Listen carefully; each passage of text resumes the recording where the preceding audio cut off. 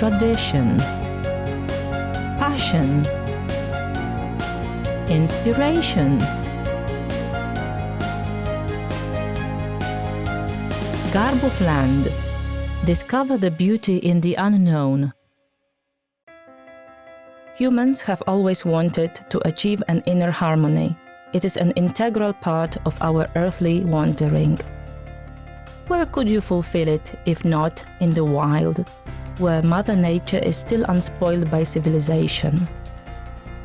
Such nature is still generous to the Garbów land, located on the verge of two geographical regions with totally different landscapes, which guarantees a wide range of ecosystems and a large variety of plants and animals to be found on respectively small area. For the protection of wildlife and landscape, a special ecological site has been established in the northern part of Garbów commune, comprising lakes Rejowiec and Duży Łuk. Later it was included in the area of protected landscape called Kozi Bór. The forests north of Wola Przybysławska conceal a unique place, a sanctuary of woodland life, arising in a former excavation site where local people used to dig peat for heating purposes. The natural values of this spot are confirmed by the presence of many protected species, for example, an insectivorous sundew. A completely different landscape can be seen in the southern part of Garbów land. It is naturally hilly area, typical of uplands, full of valleys, gorges and beautiful vales. Each spring, the fertile broadleaf forests bloom with carpet-like patches of snow-white wood anemones. The southern uplands and the northern fertile lowlands are visibly split by the Kurówka River stream valley, a typical lowland river. The characteristics and fertility of this river and its valley were noticed more than 150 years ago, when lakes and fish ponds were created. They have been used since then, and they naturally transformed in ecosystems teeming with wildlife, such as waterfowl, fish, and thrush plants, typical of such places.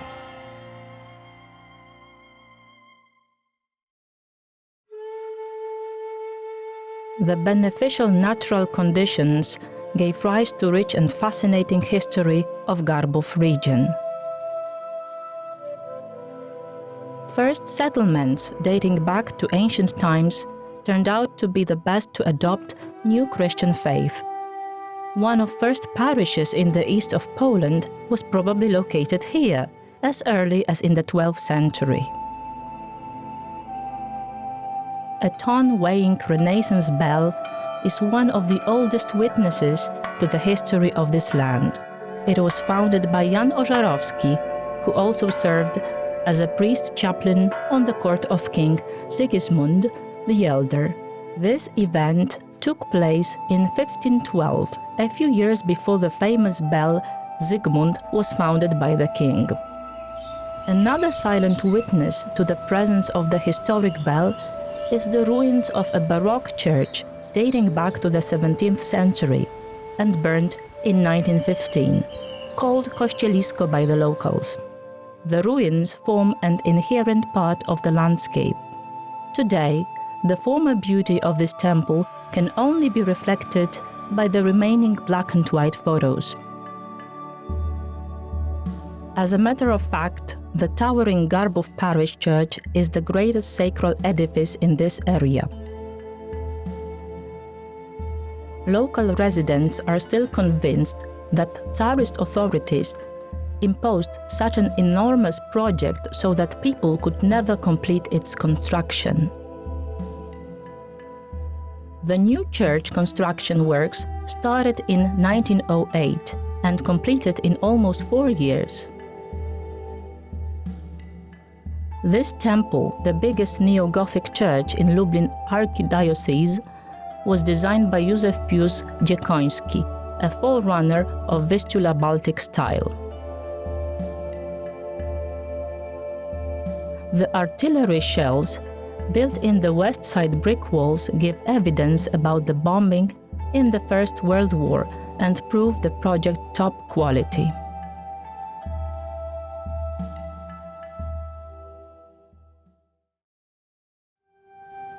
The church design resembles a Latin cross, with two impressive towers at the front. The interior astonishes with its monumental yet simple style, rendered by cross-ribbed vaulting. Magnificent stained glass windows are filled with geometric and figurative patterns mingling with all the colors. Centrally located altar contains a painting depicting Transfiguration of Jesus and created according to Rafael Santi's vision by Antoni Michalak, an artist from Kazimierz. Depending on Christian church calendar, this picture is occasionally replaced with another work. The musical choir balcony hangs over the main entrance. There you can find quite immense organ, one of the biggest in this region, and imported in 1929.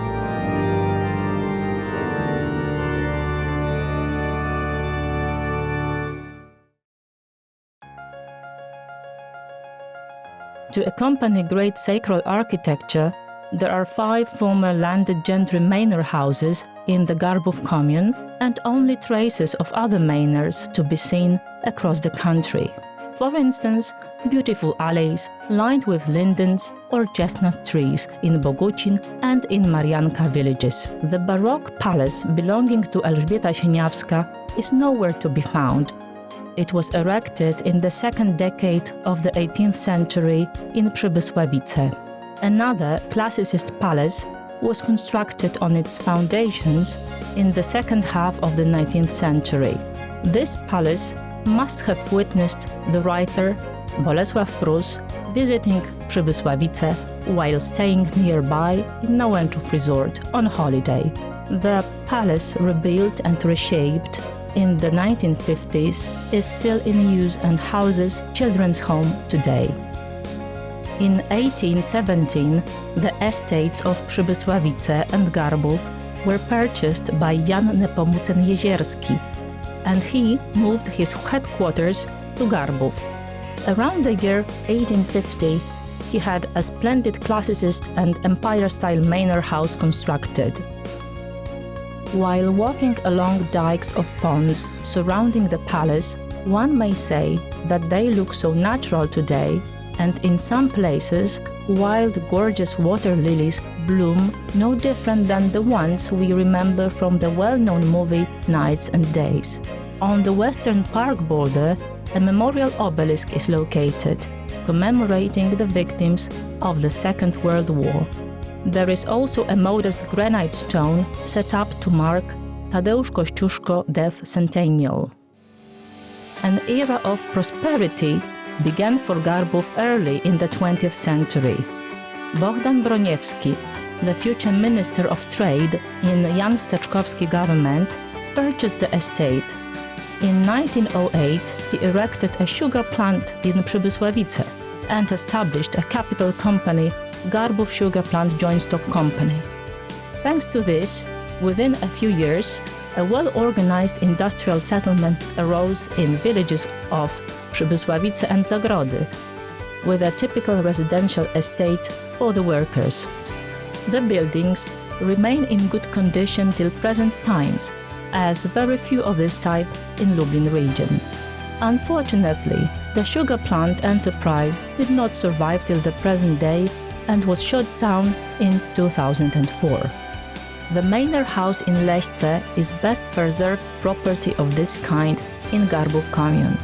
It could remember the times of landed gentry, when local elite would meet in this very place, now renovated so precisely and artistically. In 1817, Dionizy Trzciński purchased the manor, and since then it belonged to his family. His wife was the life and soul of the party in Warsaw salons.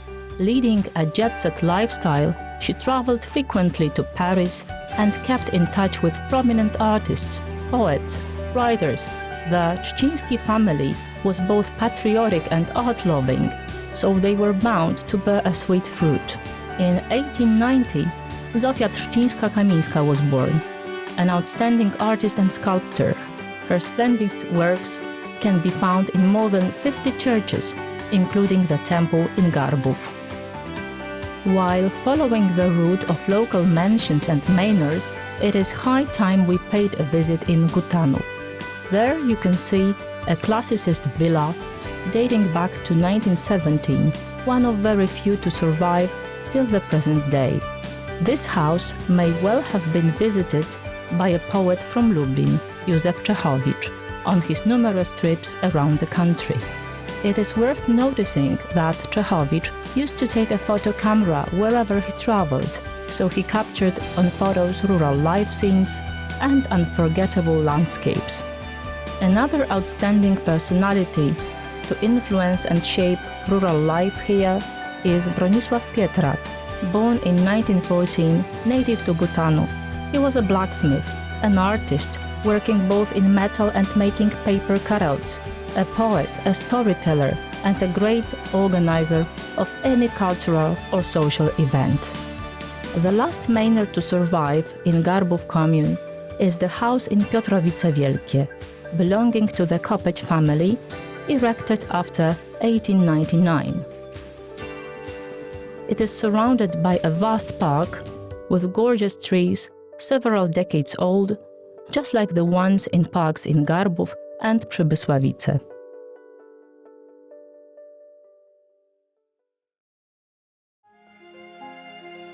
Time passes by, unstoppable. Manors have been modernized or they declined. Within years, subsequent generations of prominent Garbów residents passed away. They found their place of eternal rest in the old graveyard. It hides in its vines and bushes many tombstones which could tell intricate life stories. The tombstones are embellished with various ornaments and moving epitaphs. The longing to you, O beloved Father, veils eyes in tears, pierces our hearts, and only a thought flies up with a heavy sigh.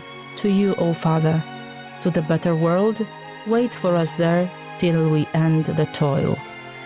An impressive mausoleum dating to 1875 houses the remains of the Moskalewski family. One of them, Stanisław Vitalis, was the first Pole to hold the office of Lublin's governor after regaining of Polish independence.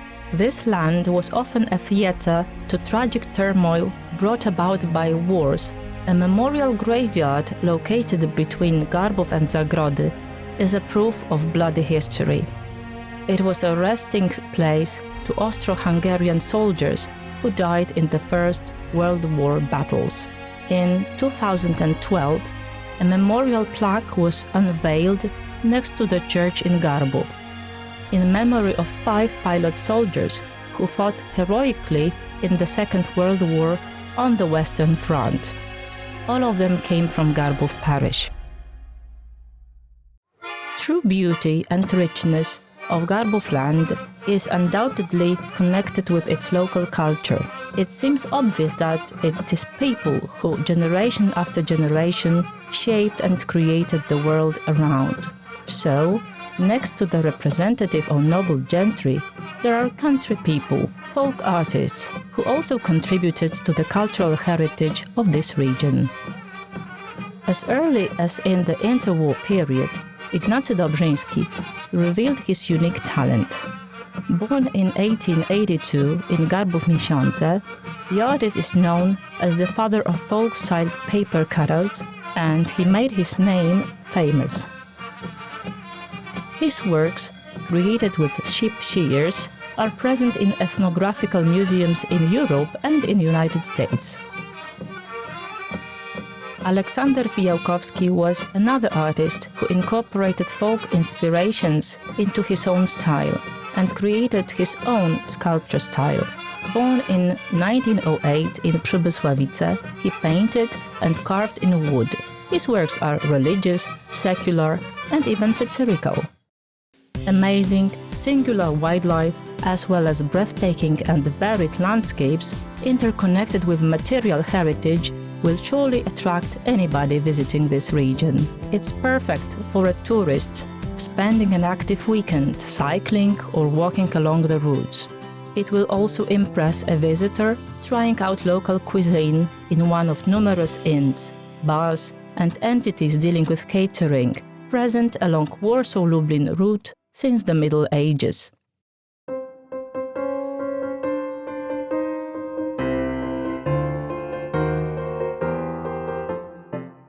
Stanisław Grabowski composed a musical piece entitled A Memory from Garbów and dedicated it to Countess Wiktoria Jezierska, the great-grandmother of the actress Beata Tyszkiewicz. While listening to this music, let us travel one last time in imagination across the vast, wavy, fertile patches of gorgeous Lublin land, fading away in the blue horizon.